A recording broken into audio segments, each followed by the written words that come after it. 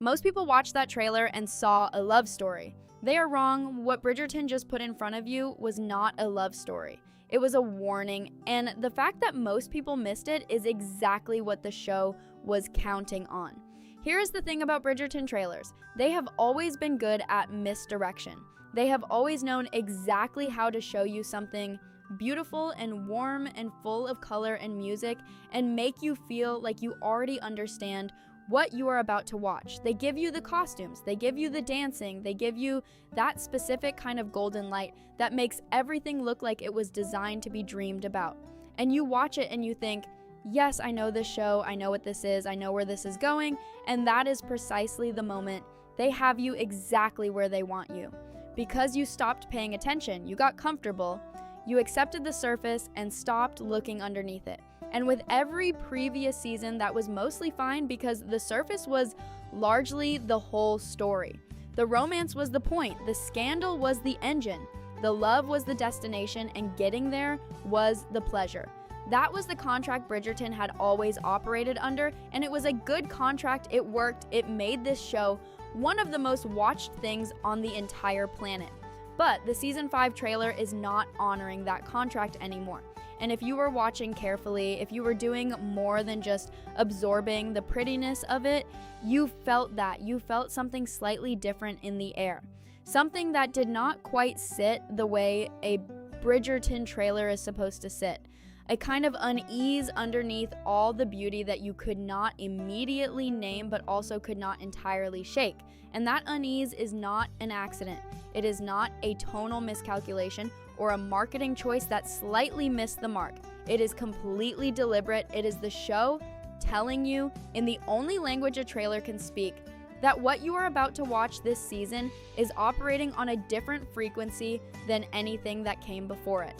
And the reason most people miss that signal is because the show buried it perfectly. It hid it inside all the things you already expected to see. The grand houses, the elaborate gowns, the lingering looks across crowded rooms, all of that is still there. All of that is still doing exactly what it has always done, which is make you feel safe and transported and pleasurably contained inside this world. But underneath all of it, running like a current you can feel but cannot quite locate is something that is not safe at all. And that something has everything to do with Eloise Bridgerton and the specific kind of story the show has decided to finally tell about her.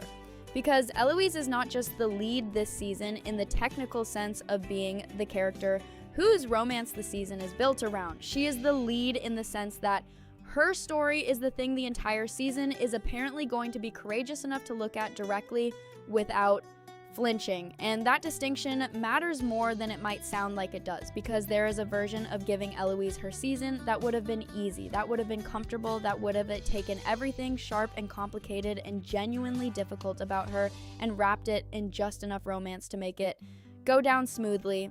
That version exists. The show could have made it. A lot of people probably expected them to make it. But the trailer is showing you clearly and without much ambiguity, if you know how to read it, that they did not make that version. They made the other one, the harder one, the one that is actually worthy of who she is. And that choice, that specific decision to not take the easy road with this character is what is creating that unease underneath the beauty. Because stories that are actually honest are always slightly uncomfortable to be near.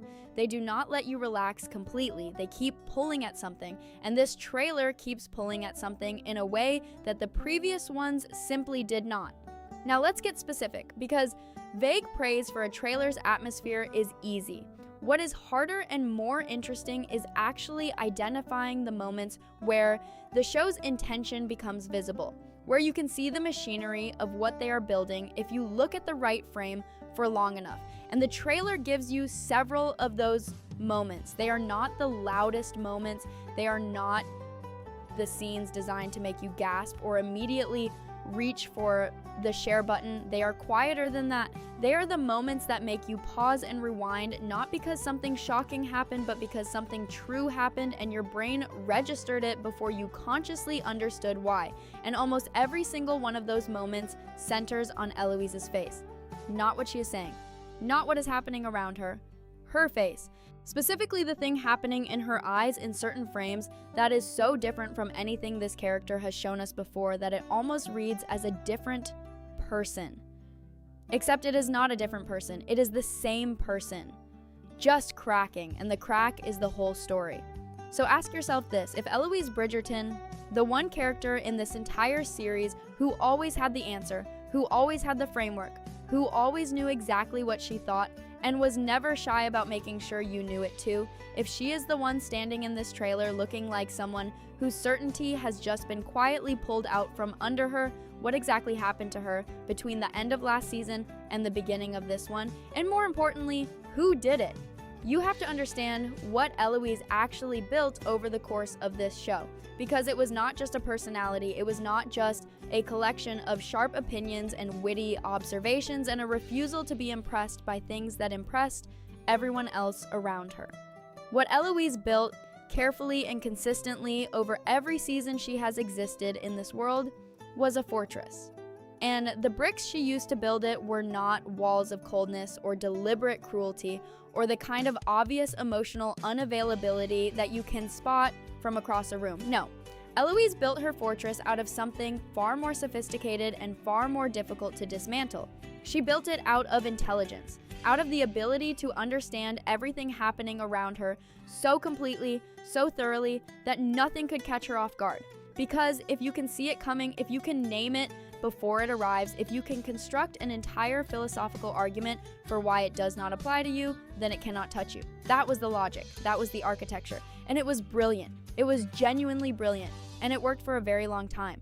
Think about every season. Think about every moment where the world around her tried to pull her in a direction she did not want to go.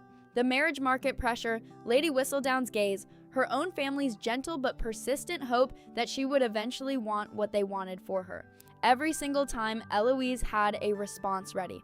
Not a defensive response, not the response of someone scrambling to protect themselves, but a considered, coherent, intellectually airtight response that made the pressure feel not just unwanted, but philosophically incorrect. She did not just reject the tone's expectations, she dismantled them.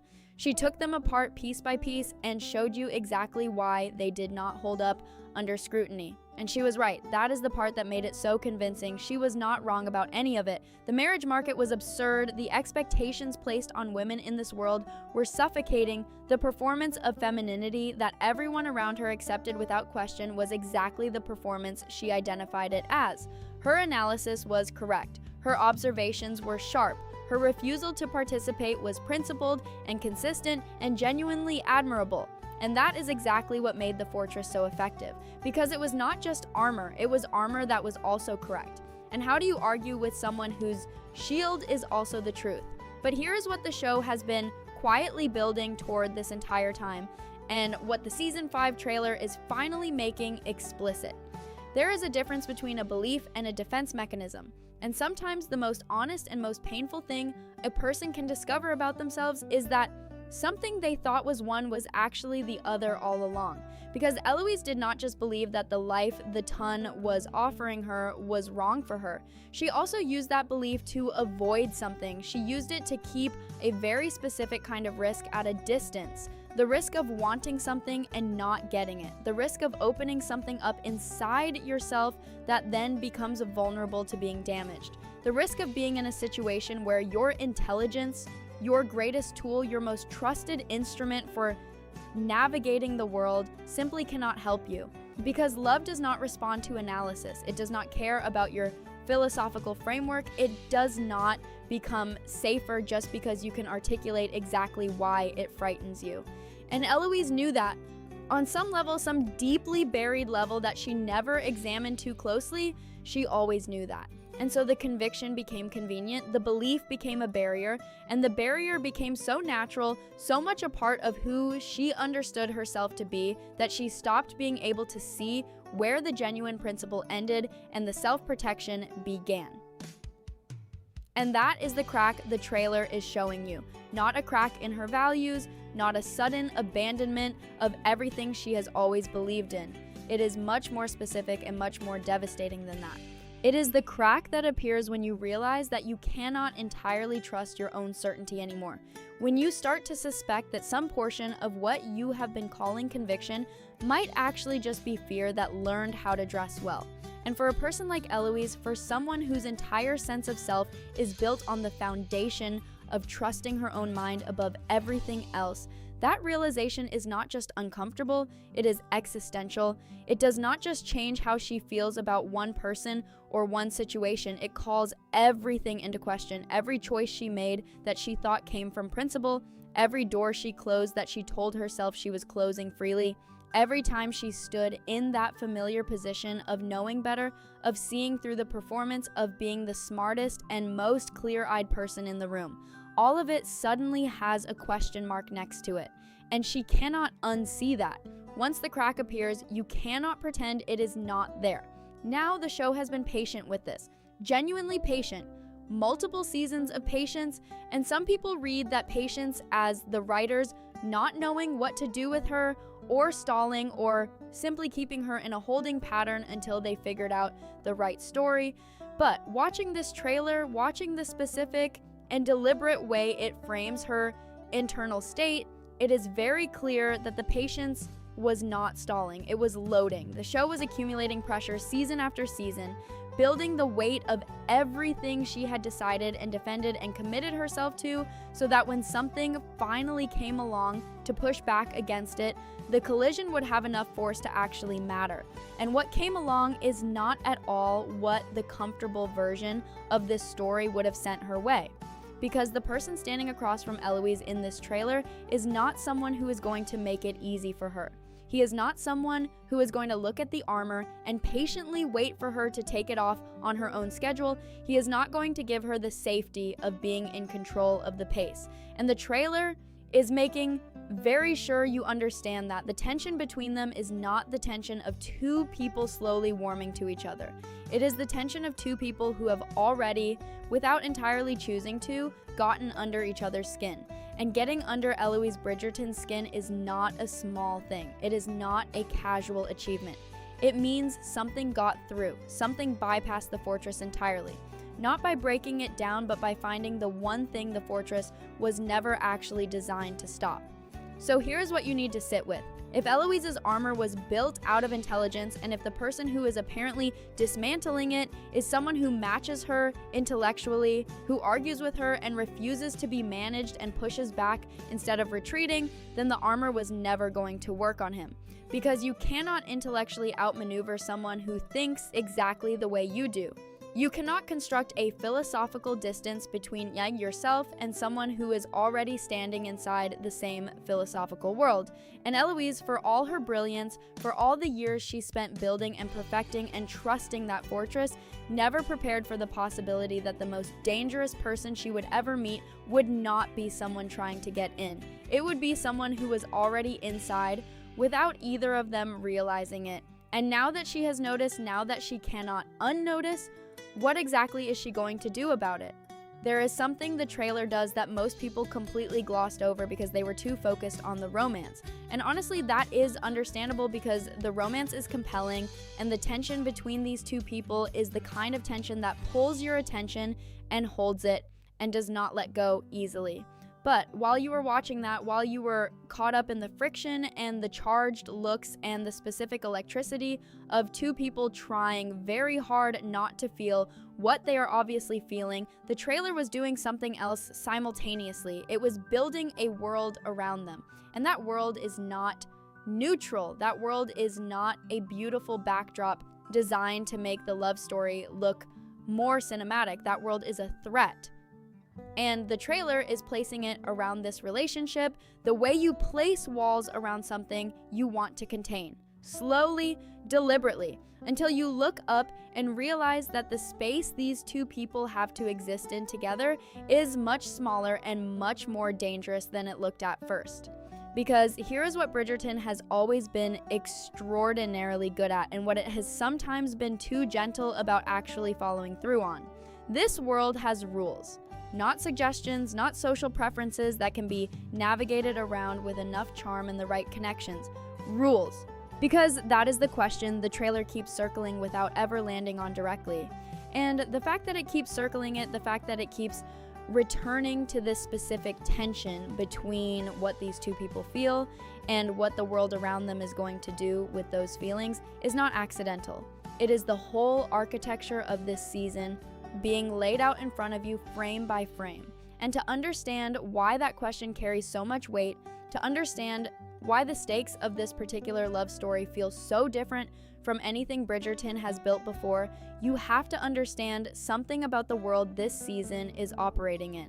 Not the world of ball gowns and drawing rooms and Lady Whistledown's weekly dispatches, though all of that is still very much present, but the world underneath that, the machinery underneath the beauty, the invisible and relentless social infrastructure that this show has always used as its backdrop, but has never fully forced its characters to reckon with the way this trailer is suggesting it is about to. Bridgerton has always had stakes. Every season has come with its scandal, its threat, its moment where it genuinely seemed like everything might collapse under the weight of what the characters were doing or feeling or refusing to hide. But those stakes, even at their most dramatic, have always carried this underlying cushion of survivability. There has always been this sense, this quiet but persistent reassurance built into the fabric of the show that the Bridgerton family is protected by something, by their name, by their position, by the sheer collective force of who they are in this world and how much social capital they have accumulated across generations. Every storm that has hit this family has ultimately been a storm they could weather. Every scandal has been survivable. Every consequence has had a ceiling, and the audience has felt that. The audience has always known somewhere underneath the drama that these are people the show is not going to let truly fall, that the net is always there even when you cannot see it. This trailer is the first time that net has felt genuinely uncertain. And once you feel that, once you register that specific shift in atmosphere, you cannot unfeel it for a single subsequent frame, because it is not coming from one dramatic moment or one obvious scene designed to signal danger. It is coming from accumulation. It is coming from the way the trailer keeps placing small things next to each other that individually seem manageable, but collectively start to suggest something that the Bridgerton family's name and position and social capital might not be enough to absorb this time. And the most significant of those small things, the detail that reframes everything else around it, is what the trailer is quietly revealing about the nature of Eloise's world this season, about what she has actually been doing in the spaces between the seasons, about where her intellectual rebellion has actually taken her. Because here's the thing about Eloise that this show has always acknowledged but never fully confronted. Her ideas are not safe, not in this world, not in this specific time and place with its specific and brutal rules about women and what they are allowed to think and want and say out loud. The things Eloise believes, the questions she asks, the books she reads, the conversations she seeks out, the entire interior landscape she has built for herself as an alternative to the life the Ton keeps trying to hand her.